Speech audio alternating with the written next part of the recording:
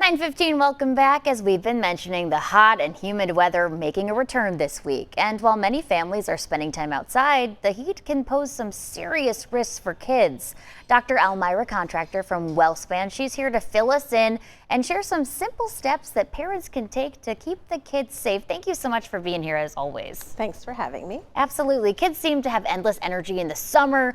Why are they more at risk for heat-related illness, though? That is surprising to some people.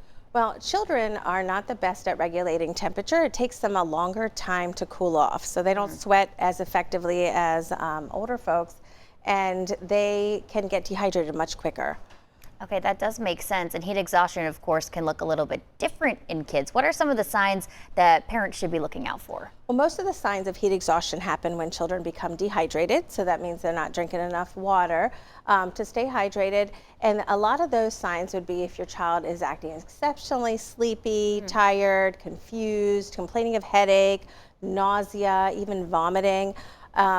Even a fever can be from 100 point something up to 105 if you're worried about heat stroke. Wow. So those symptoms can happen quickly. And if you see those, then you need to seek medical attention. But first thing is to try and hydrate your child.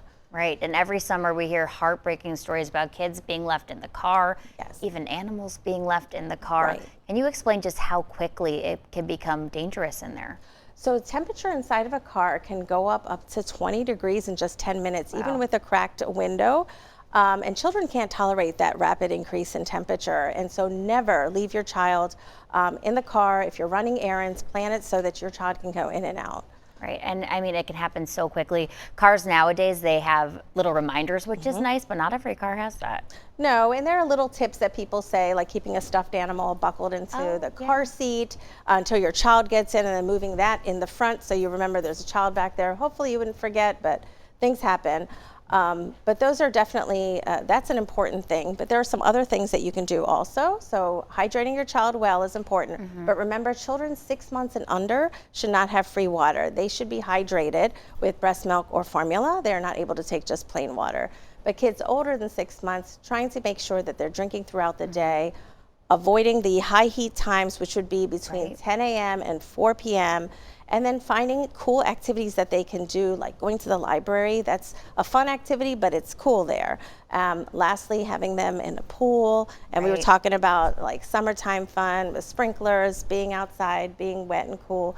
But always remembering that a child can drown even in an inch of water. So never without your eyes on your child, but keeping them cool. So very true. I'm sure you guys are very busy this time of year.